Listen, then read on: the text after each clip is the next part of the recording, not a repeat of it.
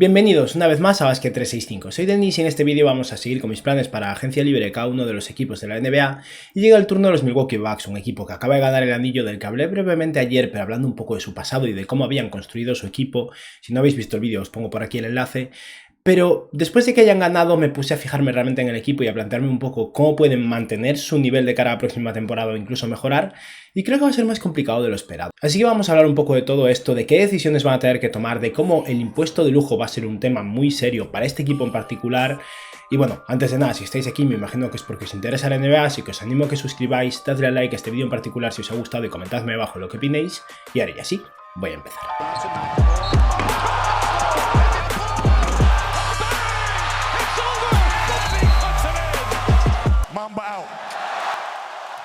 Los Bucks son contenders, eso está claro, acaban de ganar un anillo y si bien ha habido equipos muy potentes que han caído por el camino en parte por lesiones, siguen siendo uno de los mejores equipos de la NBA, llevan siendo ya 3 años así. Y es un equipo que normalmente, como es habitual para cualquiera que está en esta situación, es caro, muy caro a nivel salarial, y sin embargo hasta este momento, hasta esta temporada justo al final, se habían mantenido por debajo del impuesto de lujo. Y esto para algunos equipos no es importante y generalmente lo superan con bastante frecuencia, pero el impuesto de lujo es un tema bastante serio para algunos equipos. Hay propietarios que tienen más dinero y otros que menos. Los propietarios de los Bucks, por lo que he visto, están como en el puesto 21 más o menos, 20-21 a nivel de cantidad de dinero de entre los propietarios de la NBA, o sea que pertenece más bien a la mitad baja de propietarios, y en general es un equipo que no se mete en el impuesto de lujo porque aumenta mucho el coste de los salarios. Por lo que he visto, solo un año en la época de Michael Redd estuvieron en el impuesto de lujo, que llega activo desde 2003, y esta es la segunda vez que están desde entonces, o sea que no les gusta pagar de más, van a tener que hacerlo, es inevitable, porque aún si no hacen nada van a estar pagando el impuesto de lujo esta próxima temporada casi seguro, pero hasta qué punto están dispuestos a gastar de verdad mucho dinero pueden variar mucho las cosas, dado que estamos hablando de que estar unos 10-15 millones por encima del impuesto de lujo ya puede equivaler a posiblemente 30 millones en salario más o menos, incluso más, y si se meten ya 20 millones por encima del impuesto de lujo más, la cosa se complica y mantener a PJ Tucker y a Bobby Portis y a Bryn Forbes, que va a ser difícil ya por sí, pero mantener a esos 3 jugadores y conseguir jugadores por la mínima es que ya los ponen una cantidad salarial demasiado grande para lo que yo creo que va a querer pagar este equipo, y por eso me parece que van a ahorrar y hacer movimientos que van a ser bastante cuestionados en esta agencia libre. Pero bueno, yo personalmente os explicaré un poco cómo actuaría yo. Vamos a hablar primero de eso, de la situación salarial del equipo, y es que evidentemente son un equipo sin margen salarial que, dado que están en el puesto de lujo, solo van a tener la excepción de mid-level de 5,9 millones de dólares, tiene una excepción de intercambio de 4,9 millones con lo que podrían absorber un contrato, pero ahora mismo no quieren absorber contratos y no tienen realmente picks para enviar para intentar conseguir un jugador que les interese a cambio de esa excepción, así que no sé hasta qué punto la van a usar. Tal vez lo utilicen para conseguir un par de jugadores por la mínima de otro equipo cuando un equipo quiere liberar salario, pero es lo único que se me ocurre. Y obviamente tiene la mínima del veterano que va a tener que utilizar, y mucho, dado que en esa posición de contenders y de actuales campeones podrían tal vez conseguir buenos jugadores por la mínima que quieran hacer un descuento a ese equipo por poder competir por un anillo, pero va a ser básicamente la clave de este equipo. En lo que respecta al draft, tienen el pick 31, que será la primera elección de la segunda ronda, así que es una elección valiosa, al final viene siendo una elección de primera ronda tardía. Y en lo que respecta a sus agentes libres, el más importante evidentemente es PJ Tucker, y luego están Jeff Teague, Thanasis Antetokounmpo, el hermano de Giannis, y luego en contratos de 2 bandas, Justin Jackson y Axel Toupin. Vamos a hablar ahora de las fortalezas y debilidades de este equipo, pero para resumirlo va a ser muy sencillo. Necesitan banquillo, porque es que se van a quedar con un equipo muy vacío cuando veamos lo que van a tener ahora mismo. Y es que los Bucks son un equipo cuya principal fortaleza son evidentemente sus estrellas, su Big Three con Giannis Antetokounmpo, Chris Middleton y Jrue Holiday. Los 3 están atados por múltiples años, así que en ese aspecto están tranquilos. La defensa del equipo, que es muy potente, precisamente por esos 3 jugadores, sumando a otros como PJ Tucker que podrían perder, Brook López, el propio Donte DiVincenzo, que ha estado lesionado pero es un buen defensor, y en general es un equipo que a nivel defensivo es muy potente y aún por encima tira bien de 3. Y lo que respecta a las debilidades básicamente es eso, su banquillo, que no va a existir al principio de esta temporada a menos que realmente hagan refuerzos interesantes, y la poca flexibilidad que tiene para hacer movimientos, dado que hay tantísimo dinero comprometido a Giannis Antetokounmpo, Jrue Holiday, Chris Middleton e incluso Brook López, que cobra 13 millones por año, que no tienen flexibilidad para hacer nada más. En plantilla de cara al comienzo de la temporada podrían tener Antetokounmpo, Middleton, Holiday y Brook López, los jugadores de los que estaba hablando ahora, Pat Connaughton, que tiene un par de años más de contrato, cobrando tal vez demasiado, pero que a día de hoy es un jugador decente de rotación que tienen atado, o sea que es maravilloso para los Bucks, Donte DiVincenzo, que está en su último año año de contrato de novatos y podría recibir una extensión de contrato durante este verano. Hablaré de ello un poco después. Bobby Portis y Bryn Forbes, dos jugadores que han sido muy importantes para este equipo, que cobraban muy poco y que tienen una opción del jugador en ambos casos. Creo que los dos la van a rechazar y luego veremos la posibilidad de que se pueda renegociar algo para que algunos se queden en el equipo o de que los pierdan. Sam Merrill, que fue su pick 60 del año pasado y es un buen triplista que tiene un contrato no garantizado, pero creo que va a mantener. Al final, si tira de 3 al nivel que tira habitualmente, va a ser un jugador que pueda aportar posiblemente. Jordan Nwora, que fue el pick 45 o 46 del draft del año pasado y es un prospecto de 3&D, otro jugador que va a mantener. Y luego, por último, dos jugadores cuyo contrato es una opción del equipo, contratos que firmaban al final de la temporada para completar la plantilla básicamente, en Mamadi Diakite y Elijah Bryant. Dos jugadores que sinceramente yo cortaría, hablaré un poco más de ello después, pero me parece que si bien son opciones muy baratas para el equipo, no creo que sean opciones confiables, especialmente cuando además tienen a Jordan Nwora y Sam Merrill, dos jugadores drafteados el año pasado, que no sabemos hasta qué punto van a ser fiables, y ya meterse con 4 jugadores poco confiables en la rotación y Thanasis Antetokounmpo, que va a seguir en el equipo, es inevitable porque es hermano de Giannis y le van a pagar la mínima y seguirá seguro,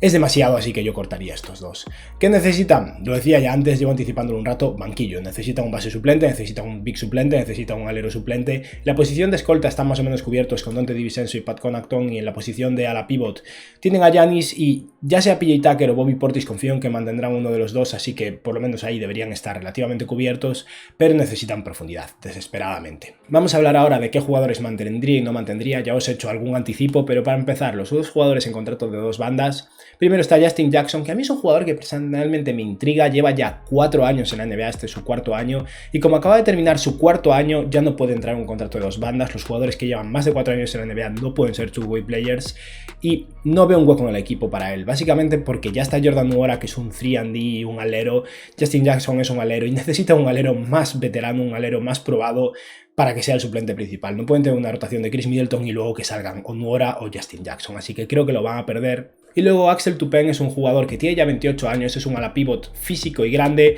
que tiene bastante experiencia dentro de lo que cabe y creo que debería mantenerlo en un contrato de dos bandas. Tal vez en algún momento sea un cuerpo grande que puedan sacar al campo y no creo que vaya a tener mercado como para que algún equipo intente quitárselo, así que yo lo mantendría en un contrato de dos bandas y dejaría otro hueco libre para intentar conseguir algún jugador diferente. Y como decía antes, Thanasis Antetokounmpo, yo personalmente no creo que sea un buen jugador, no lo es. Ha mejorado, conste, este año de hecho ha sido mejor que el anterior, pero si está en los Bucks es porque es hermano de Giannis, es verdad, y va a seguir en los Bucks, le va a pagar la mínima y va a seguir en el equipo. Y dentro de lo que cabe es un jugador que como mínimo puede aportarte 15 minutos de buena defensa y de energía como alero a la pivot, o sea que ni siquiera me parece tan terrible. Yo no renovaría, pero si bien estoy haciendo mis planes, quiero ser un poco realista y al igual que sé que los Bucks no van a pagar demasiado, sé que los Bucks van a renovar a Thanasis, así que se queda en el equipo. Llega el turno de Jeff Teague, que fue un jugador que recuperaron después de que fuera cortado cuando no funcionó en los Celtics durante la primera mitad de la temporada, y jugó minutos, no porque fuera bueno, aunque tuvo esos momentos sorprendentes, la verdad, pero jugó minutos porque necesita un base suplente y no lo tienen. Yo de entrada no quiero a Jeff Teague este año que viene en el equipo. Al final es un jugador que en su etapa dorada de los Hawks era bueno, pero ya cada vez ha sido peor,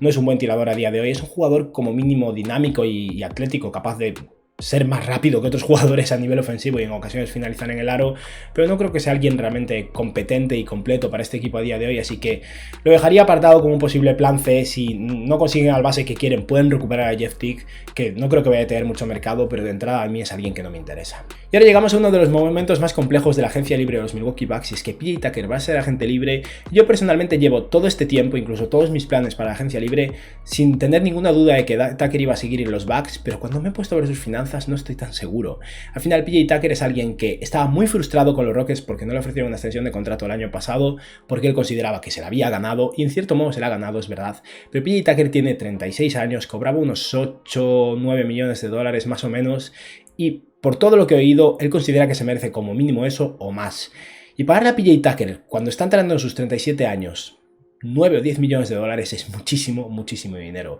Los Bucks podrían pagarle lo que sea porque tienen sus derechos full birth, porque llegó mediante intercambio, así que ahí no hay limitaciones, lo cual puede ser hasta malo para ellos. Y es un jugador que evidentemente en los momentos importantes en los playoffs es clave. Estos playoffs con los Bucks promedió 29,6 minutos de juego, 4 puntos y 5 rebotes con un robo, 2,6 triples intentados con un 32% desde 3 y un 39% en tiros de campo. Viendo estos números parece un jugador terrible, no es el caso, porque al final su defensa, su versatilidad defensiva, su intensidad, su saber jugar, esas cosas son fundamentales y PJ Tucker es un ganador, eso es innegable y nadie le niega que tal vez se merezca este dinero. Pero si los Bucks le pagan ahora mismo, digamos, 8 millones a PJ Tucker, incluso si no aumenta más, por un solo año, o sea, en el mejor de los casos, más barato no va a salir, es que estoy seguro, estarán pagando realmente unos 12 millones de dólares solo por PJ Tucker, y eso solo va a seguir aumentando si renovan a Bobby Portis y si fichan a más jugadores. Creo que Milwaukee no lo va a hacer, sinceramente. Solo veo un contexto en el que Milwaukee mantiene a Bobby Portis y a PJ Tucker, y yo personalmente prefiero a Bobby Portis que a Tucker. La edad es muy diferente, los roles son muy diferentes, es verdad, y Tucker ha sido clave, pero yo no tengo claro que PJ Tucker el año que viene con 37 años no haya perdido todavía un paso más y llegue a un punto en el que ya no sea capaz de hacer lo que hace, porque los años pasan y está en una etapa en la que muchos jugadores ya no están en la NBA. Creo que si PJ Tucker y Bobby Portis van a seguir en los Bucks, va a ser solo en el supuesto de que los Bucks intercambien a Brook López para hacer espacio salarial. Es algo que parece inadmisible o parece totalmente impensable, pero que no sorprenda tanto que se planteen hacer algo así. Luego hablaré un poco más de ello. Pero yo personalmente no voy a considerar a PJ Tucker como un jugador que va a renovar, porque es que creo que al final, cuando lleguen a las negociaciones, van a esperar a conseguir mantenerlo por 5 millones y PJ Tucker va a querer 12. Y eso va a ser un problema. Seguimos con los dos jugadores que tienen opción del equipo, que yo rechazaría, lo decía antes. El primero es Elijah Bryant, y es un escolta anotador que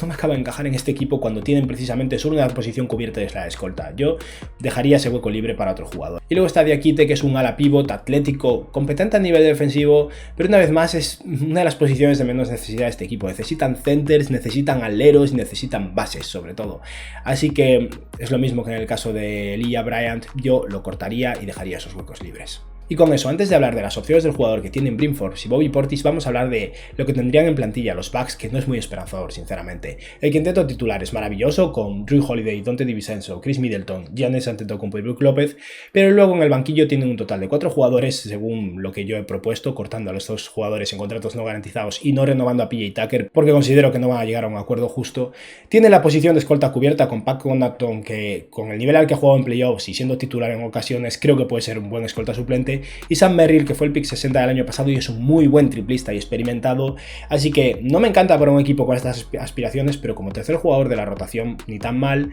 pero el resto empeora considerablemente. El alero suplente en este momento sería Jordan Nwora, que es una situación similar a la de Sam Merrill, tal vez acabe siendo un buen jugador, es muy pronto para que tenga este rol. Giannis Antetokounmpo como a la pivot suplente es más bien un alero, pero en este caso tendría que jugar aquí y nada más en el equipo, o sea que claramente necesita más profundidad. Vamos a hablar ahora de la extensión de contrato de Donte DiVincenzo, porque es algo que deberían negociar, dado que el resto de sus jugadores principales, el resto del núcleo del quinteto titular tiene más de un año de contrato por delante. Brook López tiene 2, el resto tienen todavía más, y creo que deberían intentar negociar con DiVincenzo antes de que sea agente libre restringido y se le vaya de las manos. Como mínimo creo que Donte DiVincenzo va a ganar unos 11-12 millones de dólares, así que eso es lo que yo le ofrecería, una extensión de 4 años, 44 millones de dólares, 11 millones por año. Ya solo con esto los Bucks van a ser extremadamente caros dentro de 2 años, a menos que se libren del contrato de Brook López, pero estamos hablando de un jugador que ha contribuido a este equipo. Tiene 24 años y esta temporada ha promediado 27 minutos de juego, 10 puntos, casi 6 rebotes, siendo un escolta de 1,93 m, 3 asistencias por partido, 5,2 triples intentados, un 38% desde 3 y un 42% en tiros de campo. Donte DiVincenzo es al final el prototipo de escolta 3&D. Defiende a buen nivel, hace un poquillo con el balón en las manos, aunque muy poco, y es capaz de tirar de 3. Es todo lo que necesitan. No va a salir extremadamente caro, pero no va a salir tampoco barato, y aún así creo que es algo que deberían intentar negociar y atarlo cuanto antes. Y ahora vamos a hablar de los dos jugadores que tienen opción de contrato que a los Bucks les encantaría que se quedaran y que creo que va a ser complicado. El primero es Bryn Forbes, que se fue baratísimo en su momento al equipo, 2,3 millones de dólares cobró este año, y es un triplista de élite. Esta temporada promedió un 45% desde 3 en casi 5 triples intentados con el equipo, y estamos hablando de un jugador que no aporta nada más. No pasa el balón, no bata el balón, no crea, es un jugador de 1,88 m que tiene que jugar de escolta y que es malísimo en defensa, pero en un rol específico como tirador, sobre todo contra emparejamientos en los que puedan esconderlo en defensa porque no haya alguien que pueda realmente abusar de él. Bryn Forbes es un triplista increíble, un jugador que les da espaciado, que les da anotación, que cuando tiene el partido, y sin embargo es alguien a quien creo que van a perder.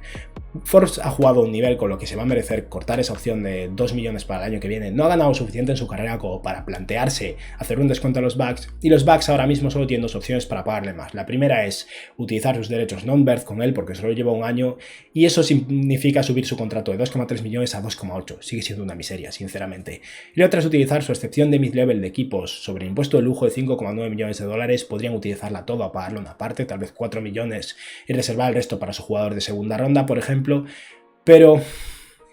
va a ser complicado, va a ser muy complicado, porque entonces no van a tener dinero para pagarle a Bobby Portis, y Bobby Portis es más importante que Bryn Forbes. Así que me temo que los Bucks van a perder a Bryn Forbes. Lo van a intentar, desde luego. Yo le ofrecería los 2,8 millones de dólares sin lugar a dudas, pero creo que no va a ser suficiente. Y llegamos ahora al momento de hablar del nuevo jugador favorito de los Milwaukee Bucks, y ese es Bobby Portis. Portis ha sido un muy buen jugador toda la temporada, un muy buen sexto hombre, un jugador capaz de tirar de tres, capaz de rebotear, que no es un buen defensor, pero ha mejorado hasta el punto de que no es malo tampoco, y que en los playoffs ha tenido momentos fundamentales. Al final Portis juega con energía, se preocupa realmente de ganar, es muy intenso, tiene esa capacidad de tirar de tres que es muy interesante siempre un jugador de su altura, y estamos hablando al final de eso, de un jugador de 2,8 metros de altura que ha promediado 21 minutos de juego, 11 puntos, 7 rebotes, una asistencia, 2,4 triples intentados con un 47% de acierto en ellos. Evidentemente el volumen es muy bajo y por eso el porcentaje de tiros es tan alto, pero aún así tiene mérito, y un 52% de acierto en sus tiros de campo. Portis solo tiene 26 años y parece ser que está muy contento en Milwaukee y realmente le ha gustado la ciudad. Eso no va a ser suficiente tampoco para que se quede, desgraciadamente. Portis tiene una opción del jugador de 3,8 millones de dólares para el año que viene y se ha ganado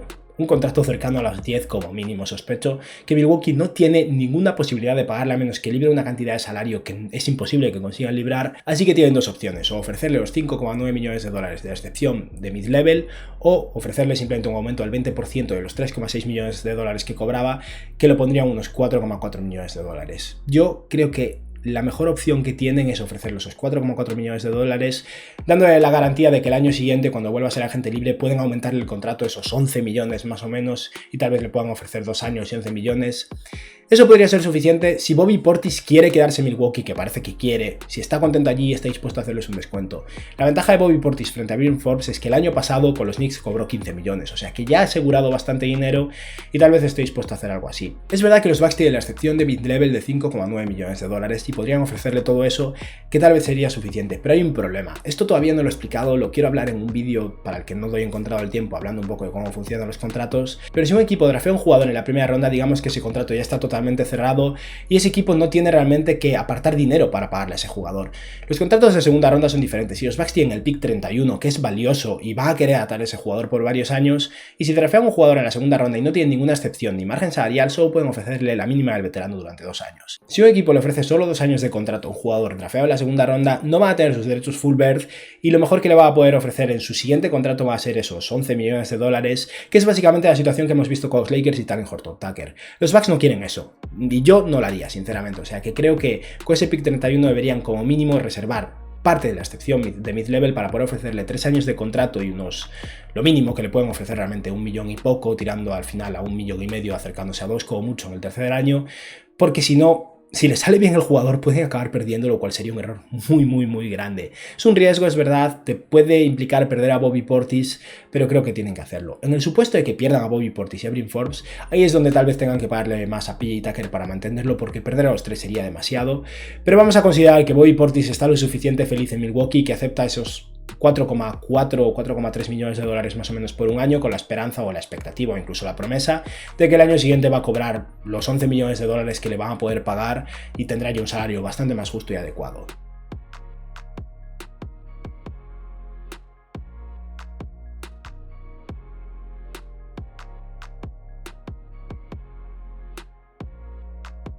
Por cierto, que me olvidé de decirlo al principio del vídeo y me acordé mientras bebía. Esta noche pretendo hacer un directo en Twitch en el que voy a ponerme un poco a prueba, básicamente. Voy a conectarme, será como a las 10:30 de la noche hora española, antes no voy a poder, y depende un poco de si acabo este vídeo a tiempo o no, si no será más tarde, lo anunciaré por YouTube, no lo sé. Pero bueno, me voy a conectar a Twitch y lo que pretendo básicamente es que vosotros me pongáis a prueba, que me digáis un equipo y que en base a las selecciones que tienen en el draft yo os explique qué jugadores creo que son interesantes para ese equipo y vosotros me podáis decir un poco si os parece bien, si no, por dónde tirar. Creo que puede ser un ejercicio interesante y que a vosotros os puede parecer también útil de cara a que me podáis preguntar sobre vuestro equipo directamente y gestionar un poco vuestras preguntas para que yo pueda deciros un poco qué me parece interesante y que no simplemente veáis las 2-3 opciones que planteo en estos vídeos. Pero bueno, ahora ya sí vamos a empezar a hablar precisamente del draft, y es que con el pick 31 puede haber opciones muy interesantes. Hay jugadores muy buenos que podrían caer hasta aquí, ya sea porque tienen alguna duda o porque a mí personalmente me parecen más interesantes que a otras personas del draft, y el jugador que yo priorizaría si cae hasta esta posición porque me parece un base suplente maravilloso es Miles McBride. McBride es un jugador un poco pequeño, es verdad, pero con su 1,88 m de altura y 2,05 de envergadura es muy buen defensor defensor, un defensor férreo. Ya hablé un poco sobre él en el vídeo anterior y lo comparé un poco con una especie de Marcus Smart más pequeño pero con más capacidad de triple. Y es que es un jugador que lleva 2 años en la universidad y es un buen defensor, muy bueno, creo que puede defender tanto a bases como a escoltas, que ha promediado 15,5 puntos por partido, casi 5 asistencias y 1,8 robos por partido, tirándose un 42% en tiros de campo, un 39% desde el 3 y un 81% en tiros libres. Creo que es una opción muy interesante para que sea el base suplente de Jrue Holiday y para que aprenda de él, porque al final veo bastantes similitudes entre los dos.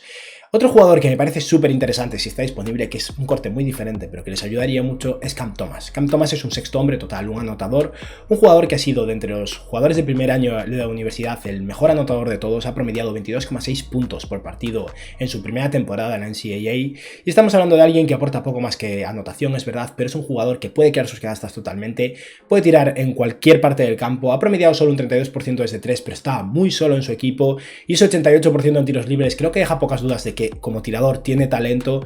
y es un jugador que además ha sido capaz de finalizar en el aro, ha sacado muchas faltas, es capaz de tirar de media distancia, tiene el pack completo a nivel ofensivo, aunque no sea un mega atleta, y por eso creo que como sexto hombre, base escolta, un rol un poco complicado dado que tiene muchos escoltas, pero un jugador que con esa capacidad de anotación y de tiro podría acabar siendo una especie de Bryn Forbes con mucho más potencial a largo plazo, y creo que puede ser una elección de primera ronda, pero también cabe la posibilidad de que caiga hasta aquí y sería muy interesante. Pero ahora voy a hablar de dos jugadores que considero que es más probable que estén disponibles en esta elección 31, y por eso el jugador de que voy a hablar ahora es con el que voy a seguir después en la plantilla final, y ese es Ayo Dosunmu, un jugador del que hace unos meses se hablaba con una posible elección tardía de lotería o en torno al pick 15 tirando a 20, y que ha caído mucho en el draft, y estamos hablando de alguien que en su tercera temporada ha sido uno de los mejores jugadores de la universidad, o sea que evidentemente bueno es. El problema con Dosunmu es que en sus 2 primeros años no tiró bien de 3, y eso hace que la gente no esté convencida del todo con su tiro, dado que esta temporada promedió un 39% desde 3, en 3,1 triples por partido, que para un base no es mucho, eso es verdad, con un 78% en tiros libres y un 49% en tiros de campo, pero Dosunmu es un jugador muy rápido, bueno en transición, muy bueno a nivel defensivo, que mide 1,96 m con una envergadura de 2,06 y es un buen atleta. Creo que al final Dosunmu como mínimo va a poder aportar intensidad defensiva y algo de capacidad de creación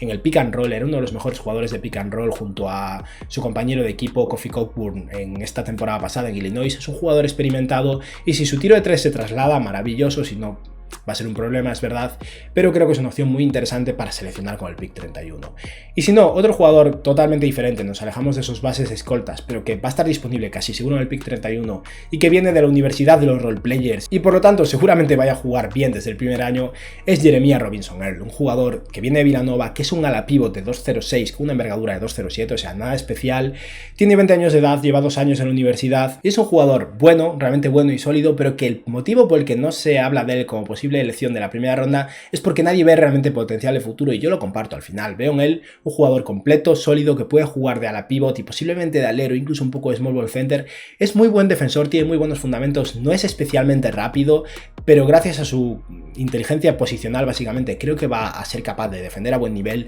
Es muy grande, pesa 109 kilos y realmente es físico, pero es un jugador que no es extremadamente atlético en ataque, pero sí que es un pasador inteligente, un jugador bueno con el balón en las manos, toma buenas decisiones y tiene un buen tiro de media distancia. Su tiro de 3 no ha entrado, ha promediado un 28% de 3 en esta temporada con 3,4 triples por partido, pero estamos hablando de un jugador que ha promediado 16 puntos y 8 rebotes, es bueno en los tableros, es un anotador sólido, eficiente cerca del aro y al final es un defensor sólido con capacidad de tirar de media distancia que seguramente a la larga acaba expandiendo su rango y tirando de 3, y al final un jugador competente y que creo que va a ser capaz de estar en la rotación de los Bucks esta primera temporada. La comparación más típica por esa dureza e intensidad defensiva, aunque no sea especialmente atlético o ágil, y esa capacidad ofensiva en ataque, sobre todo con ese tiro de media distancia, es David West. Si realmente llega a parecerse un poco a David West, es un robo con el pick 31. Y ahora que hemos acabado de hablar del draft, voy a plantearos una vez más el equipo para que veamos de cara a la agencia libre, después de draftear y renovar jugadores, lo que necesitarían y siguen necesitando muchas cosas. Y es que los Bucks ahora mismo tendrían el mismo quinteto titular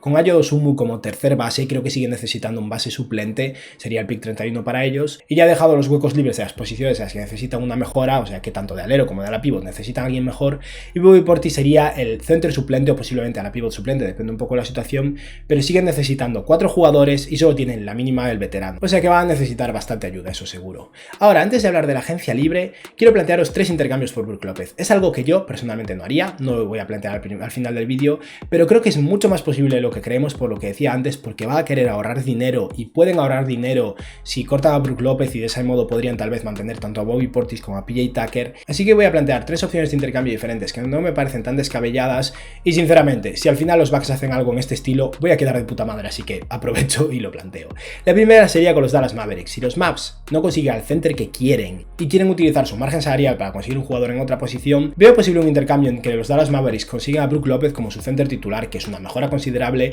y los Bucks consigan a Maxi Kleber y Trey Burke. Con esto ahorran como $1 millón más o menos, consiguen un jugador de rotación en Maxi Kleber sólido, que tal vez no sea un center constante, es más bien un ala pivot, pero tendrían que cubrir esa posición de center con alguien por la mínima básicamente, y consiguen a Trey Burke, que sería su base suplente y barato. Con esto consiguen por un poco menos del precio de Brook López a 2 jugadores de rotación y tienen un poco más de flexibilidad salarial. Luego, otro intercambio que veo posible y que no me parece tan descabellado, sobre todo si los Spurs siguen con su línea de siempre de no rendirse y tanquear e intentar ser competitivos, que es básicamente un intercambio a Jakob Poeltl por Brook López. En este intercambio básicamente los Bucks están consiguiendo un jugador que tal vez sea un poco peor, pero que es más joven y cobra como unos $5 millones menos, y San Antonio se está rindiendo con Jakob Poeltl, está buscando un jugador mejor para tener un parche durante un par de años, mientras que posiblemente draftean un center en el draft o simplemente quieren seguir competitivos ahora mismo. Aquí me parece que si bien Brook López es bastante mejor que Poeltl, Poeltl es un jugador que en los Bucks cumpliría una función defensiva muy similar a Brook López y creo que podría hacerlo bien. Al final, Jakob Poeltl es un muy buen defensor, evidentemente en ataque no aportaría el espaciado ni el talento, pero por 5 millones menos es algo que creo que se podrían plantear, y creo que aquí haría falta un intercambio de elecciones de segunda ronda en el que los Spurs escalarían al pick 31 y los Bucks al 41, porque si bien Brook López es mejor, al final son los Bucks los que están buscando el intercambio, y creo que por eso los Spurs podrían tirar un poco de ellos y ganarse una elección mejor. Yo no lo haría si fueras ninguno de los dos equipos, creo, pero que no sorprenda ver algo así. Y el tercer y último intercambio que voy a plantear y que yo no haría ni de broma, pero que no veo tan descabellado, es básicamente enviar a Brook López a los Charlotte Hornets sin conseguir nada a cambio aparte de un par de segundas rondas. Esto es algo que los Hornets podrían hacer si fracasan en su intento de conseguir a jugadores como Richard Holmes o Andre Drummond y quieran un center competitivo y bueno desde ya, y al final tienen el margen salarial para absorber a Brook López. En este caso los Bucks sí que están apostando totalmente en pagarle bastante a PJ Tucker mientras mantienen a Bobby Portis y a Bryn Forbes, que lo veo complicado sinceramente. Yo no lo haría ni de broma porque aún así van a estar pagando mucho, van a acabar pagando un impuesto de lujo de todas formas, solo que a un nivel muy inferior, y esto sería un movimiento muy de cara a ahorrar, pero en base a lo que he visto hacer esta franquicia en otras ocasiones no me parece tan descabellado. Pero bueno, ahora volvemos un poco a mi plan original, simplemente quería dejar ahí esos 3 intercambios y vamos a hablar de los jugadores que yo intentaría fichar por la mínima del veterano para completar este equipo. Para empezar, en esa posición de base suplente, creo que sería interesante que miren hacia Austin Rivers. Es un jugador bueno a nivel de anotación, no es un buen tirador, es verdad, pero es alguien dinámico, un base experimentado que ha jugado ya en bastantes equipos buenos, que tal vez los Nuggets intenten mantener, pero que si está disponible es una opción interesante. Si no, sinceramente no veo muchas opciones de bases veteranos útiles por la mínima, así que posiblemente tengan que conformarse con mantener a Jeff Teague, que creo que es algo que pueden hacer con facilidad. Nos movemos ahora a posición de alero y voy a plantear a alguien que me parece más un escolta que un alero. Va a restarle tamaño a este equipo, pero es un equipo enorme de todas formas y que como mínimo me parece de entre las opciones que tienen disponibles el que más posibilidades tiene de jugar de alero y al mismo tiempo ser un muy buen triplista, y ese es Ben McLemore. Ben McLemore ahora mismo está a los Lakers, tal vez se quede allí y ya está, pero si pueden conseguirlo, como mínimo es un jugador que es muy de rachas, es verdad, pero me recuerda bastante a lo que era Gerald Green, un muy buen atleta, pero que no es capaz de hacer gran cosa con el balón en las manos, pero que como mínimo cuando calienta es un completo microondas y anota muchos triples. Al final es eso, es un jugador que en defensa ha mejorado hasta ser competente, se va a quedar pequeño contra algunos aleros, pero me parece un mal menor, porque los Bucks están perdiendo mucho triple en el momento que pierdan a Bryn Forbes. Y otra opción con menos potencial como tirador, aunque ha tirado bien esta temporada, pero un poco más grande y mejor a nivel defensivo, sería recuperar a Sterling Brown, un jugador que estuvo en los Bucks toda su carrera, si no recuerdo mal, hasta este año pasado donde se fue a Houston, y que podría eso, ser un 3&D con más minutos en la rotación de los que tenía hasta ahora Milwaukee, tal vez con eso estaría contento. Y ahora vamos a hablar de la posición de ala pivot, donde tiene a Thanasis Antetokounmpo, necesita un ala pivot mejor, y el jugador que más me gusta para este equipo y que tal vez, teniendo en cuenta que todavía no ha ganado un anillo y va a ser agente libre, esté dispuesto a rebajarse ya a la mínima porque tiene sus 36 añazos ya, es Paul Millsap. Si pueden conseguir a Paul Millsap como suplente de Giannis Antetokounmpo, es un suplente de lujo, y teniendo en cuenta lo que decía en su momento en mi plan sobre los Nuggets y el hecho de que JaMychal Green va a estar en el equipo muy probablemente, es posible que Paul Millsap no tenga un hueco y puedan conseguirlo para los Bucks. Y si Millsap no quiere hacer un descuento por la mínima para irse a un contender diferente a los Nuggets, si no podría quedarse por la mínima a los Nuggets también, y quieren buscar un jugador dentro de ese rango salarial que pueda cubrir un poco la ausencia de PJ Tucker, o sea, básicamente un ala pivot sólido a nivel defensivo, competente, duro y con un poco de capacidad de tiro, ese jugador para mí es James Johnson, alguien que ha saltado de un equipo a otro mucho en estos últimos años, pero que a mí me parece un buen jugador y que podría ser un buen ala pivot suplente. Es eso, un jugador un poco más alto que PJ Tucker, con bastante versatilidad posicional, bueno a nivel defensivo, que no es un gran triplista, pero puede meter algún triple, y que aún por encima es más capaz que PJ Tucker de tener el balón en las manos y de pasar. Creo que podrían conseguirlo por la mínima en base al hecho de que ha saltado mucho de un equipo a otro y no parece que nadie lo quiera realmente, y podría acabar siendo un jugador que contribuya mucho. Y por último, nos vamos a la posición de center, donde necesitan un tercer pivot por detrás de Brook López y Bobby Portis, y una opción que me parece muy interesante es Bismack Biyombo. Biyombo no va a cobrar más de la mínima, estoy casi seguro. Creo que varios equipos lo van a querer por la mínima, pero él ya ha ganado bastante dinero, así que no creo que le preocupe tanto, y si quieres un equipo a competir por un anillo, creo que los Bucks son una muy buena opción. Y si Biyombo no está disponible, tal vez podrían intentar hablar con Dwayne Dedmon. Dedmon puede que se quede en los Heat, es verdad, pero en caso de que sea un agente libre y que Miami decida no renovarlo o no hacer una oferta interesante, tal vez se quiera ir a los Bucks y confíen que los Bucks tengan más posibilidades de ganar un anillo que los Heat, que a día de hoy, a menos que Miami con un fichaje realmente sorprendente, es real. Dedmon al final es más capaz de tirar de 3, con lo que me recuerda un poco a Brook López. Es un defensor sólido, no tiene ese tamaño de Brook López o esa longitud de Bismack Biyombo, pero creo que podría cumplir su función. Al final la posibilidad de tener un jugador que salga al campo durante 10 minutos y no te destroce es muy importante. Ya lo vimos con los Phoenix Suns en las finales, donde DeAndre Ayton cada vez que se sentaba era un auténtico problema. Tuvieron suerte en el último partido con Kaminsky, que tuvo el partido de su vida, aún así evidentemente no sirvió para nada, pero en general no tenían a alguien a quien sacar en esos momentos y acababan con Torrey Craig, con Giannis Antetokounmpo, que era un problemón. O sea que Dwayne Dedmon como tercera opción me parece interesante, como mínimo confío en él para que juegue 10-15 minutos importantes. Y con esto hemos terminado ya mis planes para agencia libre de los Milwaukee Bucks y vamos a ver la plantilla final, que estoy seguro de que no es tan atractiva como muchos imaginabais, pero es que creo que van a ser cutres, sinceramente. Y es que el equipo sería Jrue Holiday, Donte DiVincenzo, Chris Middleton, Giannis Antetokounmpo y Brook López, y luego desde el banquillo estaría Austin Rivers con Ayo Dosunmu, Pat Connaughton y Sam Merrill como escoltas, Ben McElmore y Jordan Nwora como aleros. Como veis, la posición de alero después de Chris Middleton tiene una bajada de calidad muy considerable. James Johnson y Thanasis Antetokounmpo como ala pivots, y luego en la posición de center, después de Brook López, estarían Bobby Portis y Bismack Biyombo. Y bueno, estos han sido mis planes para los Milwaukee Bucks de cara a la próxima agencia libre, y nada, espero que os haya gustado el vídeo y que tengáis un buen día. Adiós.